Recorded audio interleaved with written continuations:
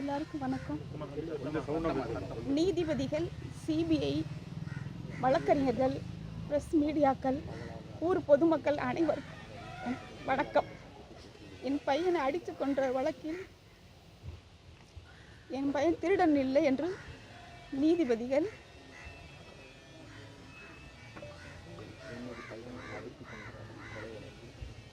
அடித்து கொன்ற கொலை வழக்கு உத்தரவு போட்டிருக்காங்க. அதை மனசுக்கு ரொம்ப சந்தோஷமாக இருக்குது. இருந்தாலும் கூட என் மயம் போனதை தாங்க முடியாத வருத்தமும் இருக்குது. 11 மணிக்கு நடந்திருக்கு கோயிலில். எனக்கு தெரியப்படுத்தவே இல்லை. 11 மணிலேருந்து 2 மணிக்கு தான் எங்கள் ஸ்டேஷனில் கூட்டி கொண்டு விட்டுருக்காங்க. வேர்த்தையெல்லாம் ஒரு காரணம் சொல்லி கூட்டி கொண்டு விட்டுருக்காங்க. ஏன் எனக்கு தெரியப்படுத்தலை? வீட்டுக்கு என் மயம் இப்படி செஞ்சுருக்கேன் அப்படின்னு ஏன் எனக்கு தெரியப்படுத்தலை? யாராலும் அடிச்சிருக்கான்னு சொல்கிறாங்க. எதுக்கு அடித்தாங்க? எதுக்காக அடித்தாங்க? என்ன காரணத்துக்காக என் மயம் செஞ்சு அதை பார்த்து அடித்தாங்க? எனக்கு சொல்லியிருக்கணும்ல. சொல்லாமல் கூட்டி கொண்டு விட்டுட்டு எனக்கு தெரியவே தெரியாது. 4:30 மணிக்கு தான் சொல்கிறாங்க. எனக்கு தெரியும் சொல்கிறாங்க இந்த மாதிரின்னு. எதுக்கு சொல்லாமல் கூட்டிட்டு விட்டாங்க? யார் எடுத்ததை பார்த்தது? இந்த நிக்கிதான்ற மேடம் பொய் புகார் கொடுத்துருக்காங்க. யார் சொல்லி கொடுத்தாங்க? பெரிய இடத்துலேருந்து உத்தரவு வந்துச்சு. நாங்கள் அதனால் அந்த உத்தரவு மட்டும் செஞ்சோம் அப்படின்னு இந்த போலீஸ்காரங்க 5 பேர் சொல்கிறாங்க. அந்த 5 பேர் பெரிய இடங்கிறது யாரு? அது எங்களுக்கு தெரியணும்.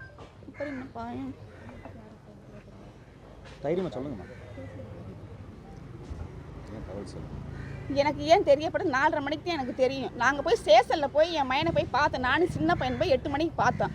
அங்கே 2 என் மயனை போய் கிடக்கு. எனக்கு தெரியாதுமா அப்படின்னு சொன்னான்.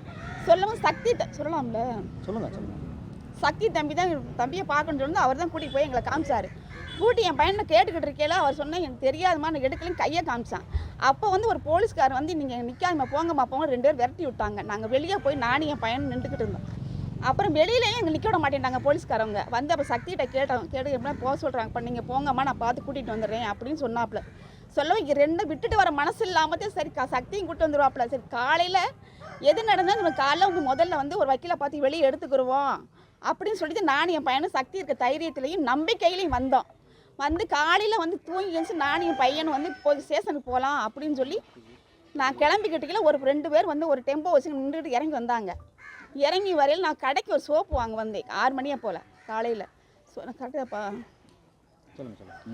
சோப்பு வாங்க வந்தேன். அப்புறம் ஒரு டெம்போவில் வெள்ளை வண்டியில் 2 பேர் இறங்கினாங்க. இறங்கையில் நான் பார்த்துட்டு வேகமாக என்னை நோக்கி தான் வந்தாங்க. வரும் யாரும் தெரியல. அந்த சோப்புக்கார பிள்ளைகிட்ட கடைக்காரப்பிள்ள காசு குடிக்கல வந்தாங்க. வீடு எதுமான்னு கேட்டாங்க. இதுதான் சார் அப்படின்னு கேட்டேன். உன் மயன் என்ன பண்ணியிருக்கேன்னு தெரியுமாமா அப்படின்னு. என்ன சார் பண்ணியிருக்கேன்? சொன்னாங்க சார் இந்த மாதிரி எடுத்துருக்கேன்னு சொன்னாங்க சார் அப்படின்னு. வீட்டை வாமான்ட்டு கதவை திறக்க போனாங்க. நான் சொன்னேன் சார் இந்த பக்கம் சின்னவன் தூங்குறேன், இந்த பக்கம் கூட்டிட்டு லைட்டு போட போகலாம் அப்படின்னு சொல்லிட்டு இன்னொரு கதவு இருக்குது. அதை பக்கம் போய் நீ ஏமா ஓடி போய் முதல்ல கதவை திறக்கிற? நான் திறப்பே இல்லைம்மா அப்படின்னு சொன்னாங்க. சார் பையன் தூங்குற இருட்டாக இருக்கும் மிதிச்சுன்னு சொல்லிட்டு நான் லைட்டு படத்தான் சார் முன்னாடி வந்தேன் அப்படின்னு சொன்னதுக்கு அதட்டுனாங்க. பீரோலாம் திறம்மா அப்படின்னு சொன்னாங்க. பீரோலாம் திறக்கவும் சாவி எடுத்து பீரோ திறந்து உள்ளே இருக்க புறாமல் எடுத்து போட்டாங்க. எடுத்து போட்டு எங்கேம்மா வச்சுருக்கேன் நகை அப்படின்னு கேட்டேன். சார் இல்லை சார் தெரியல சார். அவன் ட்ரெஸ் எல்லாம் எதுமா அப்படின்னு சொன்னாங்க. என் மயங்கர் ரஃபா போகிற பீஸெல்லாம் வெளியில் தான் வச்சுருக்கேன். அதை பூரா எடுத்து அவங்க தான் கொட்டி பார்த்தாங்க. பார்த்துட்டு ஒன்று கூட இல்லாமல் நீங்கள் எந்திரா அப்படின்னு சொல்லி என் சின்ன பையன் முகம் கூட கழுவலை. முகம் கூட கழுவ சட்டையை கூட பிரட்டி கூட போட விட மாட்டேன்ட்டாங்க. அவ்வளோ வேகமாக அவனை போட வச்சு கூட்டிகிட்டு போனாங்க. அப்போ கேட்டாங்க உன் மயன் ஆச்சி கடை எங்கேம்மா இருக்குது அப்படின்னு. ஆச்சி வீடு எங்கேம்மா இருக்கட்டும். ஆச்சி தாத்தாலாம் இறந்துட்டாங்க சார் அப்படின்னு நான் சொன்னேன். இல்லைம்மா கடை வச்சுருக்காங்கம்மா கோயிலுக்கு மேலே கடை வச்சுருக்காங்க கோயிலுக்கு முன்னாடி அப்படின்னு. நான் கூட சொன்னேன் சார் எங்கள் சொந்தக்காரங்க இருக்கணும் அப்படின்னு சொன்னேன். அவங்க பேர் குருவம்மான்னு சொன்னேனம்மா அப்படின்னா எங்கள் பெரியம்மா தான் சார் அப்படின்னு சொன்னேன். அப்போ வீடை காட்டுறான்னு சொல்லி சின்ன பையனை கூட்டிகிட்டு போனாங்க. கூட்டிகிட்டு போவோம். சரி கூட்டிகிட்டு கொண்டு வீடைத்தானே காமிக்கத்தானே கூட்டிகிட்டு போகிறாங்கன்னு சொல்லிட்டு நான் உள்ளே தான் எடுத்து வச்சுட்டு வெளியே பார்த்தா அப்புறம் எங்கள் சொந்தக்காரனுக்கு போனவங்க சொன்னாங்க என்னமோ சின்ன பையனையும் கூட்டிகிட்டு போயிட்டாங்க சொன்னேன். என்ன வீடைத்தானே காமிக்க போகிறேன்னு கூட்டிகிட்டு போனாங்க. அவனையும் கூட்டிகிட்டு போயிட்டாங்களா அப்படின்னு சொல்லிட்டு நான் அந்த சொல்லலாமாப்பா வினோத்துன்றவங்க அந்த பையன்கிட்ட போய் நான் கேட்கும் தம்பி இந்த மாதிரி சின்னவனையும் கூட்டிகிட்டு போயிட்டாங்கப்பா அப்படின்னு சொல்லி. இல்லைம்மா விசாரிச்சுட்டு விட்டுருவாங்க ஒன்றும் பயப்படாதீங்க அப்படின்னு சொன்னாப்புல. சொல்லவும் கொஞ்சம் நேரம் இருந்து பார்த்தேன் வரல. 11 மணியாச்சு 10 மணியாச்சு வரல. அப்புறம் எங்கள் அக்கா அண்ணன் மையன்ட்ட கேட்டேன். இந்த மாதிரி இல்லைத்தே வந்துடுவாங்க விசாரிச்சு விட்டுருவாங்க அப்படின்னு சொன்னாங்க. அப்புறம் இருக்கவும் அப்புறம் திரும்ப எங்கள் அண்ணன் மையன் தான் ஃபோன் போட்டு தம்பி எனக்கு ரொம்ப பயமாக இருக்கா, ரொம்ப லேட் ஆயிடுச்சு, 2 பேரையும் கூட்டிகிட்டு போயிருக்காங்க, ஒரு விவரம் தெரியலப்பா, நீ சக்தி தம்பிக்காவது ஃபோன் போட்டு என்னன்னு கேளுப்பா அப்படிங்கிறதுக்கு சக்திக்கு ஃபோன் போட்டுச்சு எங்கள் அண்ணன் மையன். போடையில் ஃபோன் போகலத்த, நான் திரும்ப ஒருக்கா நம்பர் வேணால் தரேன், நீங்கள் வேணால் போடுங்கத்தேன்னு சொல்லிச்சு. சரி கொடுப்பா, நான் பேசுனதே இல்லை, சரி குடியா நான் பேசுகிறேன் அப்படின்னு நம்பர் போட்டு தம்பிக்கு முதல்ல போட்டேன், போகலை. திரும்ப ஒருக்கா போட்டேன், எடுத்தாப்புல இந்த மாதிரி கூட்டிகிட்டு போயிருப்பாங்க வேணும். இல்லைப்பா பயப்படாதீங்க, திரும்ப கூட்டிகிட்டு விட்டுருவாங்க, விசாரிச்சு விட்டுருவாங்கன்னு சொல்லவும் நான் ரொம்ப தைரியமாக இருந்தேன். சரி இவ்வளோ தூரம் சொல்கிறாங்களே, விட்டுருவாங்க. நான் இது வரைக்கும் இவ்வளோ நாள் ஆச்சு, இவ்வளோ வயசாகி போச்சு, எனக்கு இந்த மாதிரி நான் கேள்விப்படவே இல்லை. எடுத்திருந்தா உள்ளே வைக்க போகிறீங்க, எடுக்கலைன்னா வெளியே விட போகிறீங்க, இந்த தைரியத்தில் நான் இருந்தேன். இல்லைன்னா எடுத்திருந்தா உள்ளே வைக்கப்பாங்க, நம்ம ஒரு அக்கில பார்த்து நாளைக்கு எடுத்துக்கிறோம் அப்படின்ற தைரியத்தில் நானும் என் மயனை ரொம்ப. இவனையும் கூட்டிகிட்டு போய் 6 மணிக்கு, சரி 6 மணிக்கு விட்டுருவாங்கன்னு திரும்ப சொன்னாங்க. சரி 2 பிள்ளைங்க நம்ம கோயிலுக்காரங்க தான், நம்ம சொந்த பந்தம் தானே, நம்பித்தான் நான் முக்கியமாக இருந்தேன், நம்பி இருந்தேன். யாருமே கேட்கலன்றது என் மயன் இறந்ததுக்கு அப்புறம் தான் எனக்கு தெரியும். ஏன் கேட்கல? யார் எடுத்ததை பார்த்தது யாரு? என் மயன் திருடனி எடுத்தது பார்த்தது யாரு?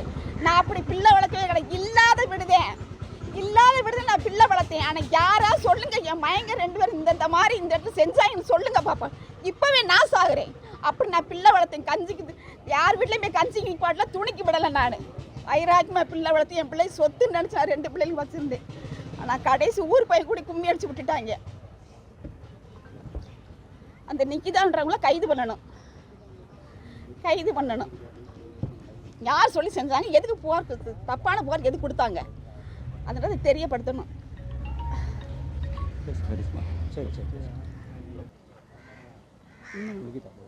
கோயிலுக்குள்ளேயே அடிச்சாங்களாம். எதுக்காக அடிச்சிங்க? எனக்கு அது முதல்ல தெரியணும். உரிமையை போட்டு அடிச்சிங்கல்ல, அப்போ நீங்கள் அதை வச்சு நீ காப்பாற்றிருக்க முன்னாடி எனக்கு சொல்லியிருக்கணும். முதல்ல எனக்கு தான் முதல் தகவல் சொல்லியிருக்கணும். வேர்த்த ஒரு காரணம், இந்த 2மே எனக்கு ரொம்ப கொள்ளுது. வேர்த்தது ஒரு காரணம்னு சொல்லி என் மேலே கொண்டு எதுக்கு நீ கொண்டு இங்கே கூட்டி கொண்டு நீ விட்ட, அதுக்கு முதல் பதில் சொல்லணும். தெரியணும் எனக்கு அது சொல்லியா. நிக்கிதா முதல் கைது பண்ணணும். அந்த 5 பேரும் வெளியே வரவே கூடாது தானே, வெளியே வரவே கூடாது. போது பையனால் முடியும். சரி சரி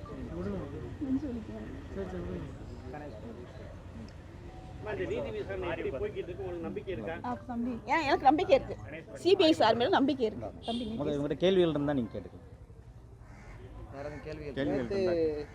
நீதிமன்றத்தில் நீதிபதி ஸ்ரீமதி சொல்லியிருக்காங்க, காவல்துறைக்கு பாடம் புகட்ட வேண்டும் அப்படின்னு சொல்லியிருக்காங்க.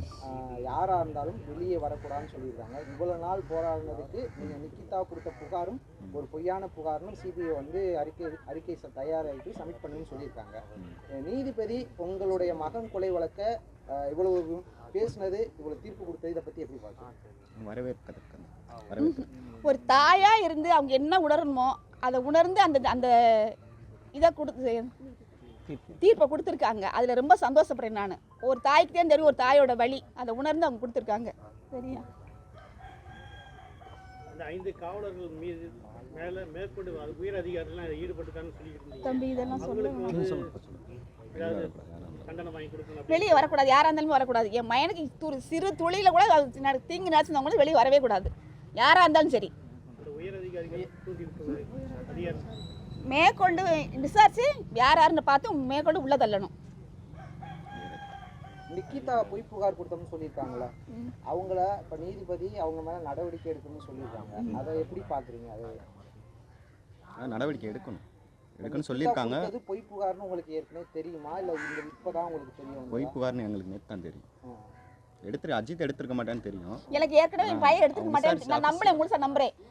அந்த மாதிரி நான் பிள்ளை வளர்க்கவே கிடையாது, எடுத்துக்க மாட்டேன் ஆரம்பத்தில் நம்பினேன். ஆனால் ஊர் மக்களுக்கும் உலகத்துக்கும் தெரியணுன்றதுக்காகத்தே இவ்வளோ நாள் இந்த இதுக்காக நாங்கள் காத்திருந்தோம். அது இப்போ தீர்ப்பாக சொல்கிறது வேற, அவங்க நீதிபதி சொல்கிறது வேற. அதனால தான் இவ்வளோ தூரத்துக்கு காத்திருந்தோம். அது இந்த உலகம் இந்த மாதிரி விசாரணை உங்களுக்கு போதிய திருப்திகரமாக இருக்கு, நல்ல முறையில் ரொம்ப நம்பிக்கையாக இருக்குது, ரொம்ப திருப்தியாக இருக்குது. அடுத்த கட்டம் இந்த வழக்கில் நிறைய பேரை சேர்த்துருக்காங்க. அதாவது டிஎஸ்பியிலேருந்து இன்ஸ்பெக்டர் வரைக்கும் நிறைய பேர்த்த வழக்கில் சேர்த்துருக்காங்க. அவங்க மேலே என்ன மாதிரி நடவடிக்கை நீங்கள் எடுக்கணும்? அந்த 5 பேர் உள்ளே இருக்காங்களா, இவங்க மேலே சிறைக்கு செல்லணும்னு நினைக்கிறீங்களா? ஆமாம், சிறைக்கு செல்லணும். ஒன்றுமே அறியாத ஒரு அப்பாவி இவ்வளோ கொடூரமா, முளாப்படி தண்ணி இல்லாமல், இதெல்லாம் உங்கள் சட்டத்தில் இருக்கா?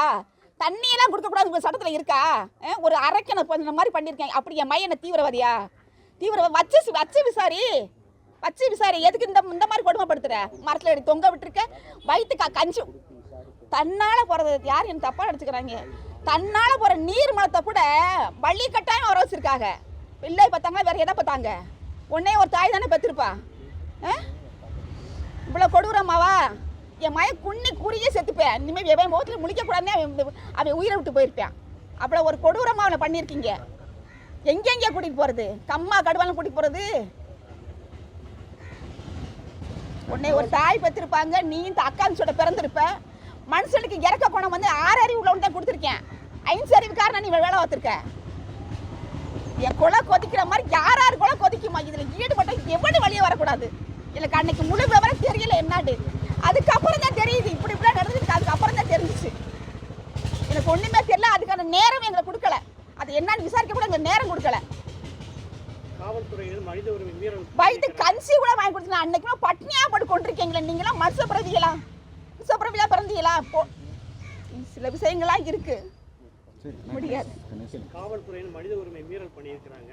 இந்த காவல்துறை நடவடிக்கையை நீங்க வந்து அடுத்த கட்டத்துக்கு ஏதாவது நான் ஒரு தாயா குமுறல, உலகம் பூரா குமுறத்தையும் செய்து இப்படியான்னு கேள்விப்படவே இல்லை. இந்த கொடுமையெல்லாம் நடத்தணும்னு கேள்விப்படவே இல்லை. கடவுளை கேள்விப்படவே இல்லை.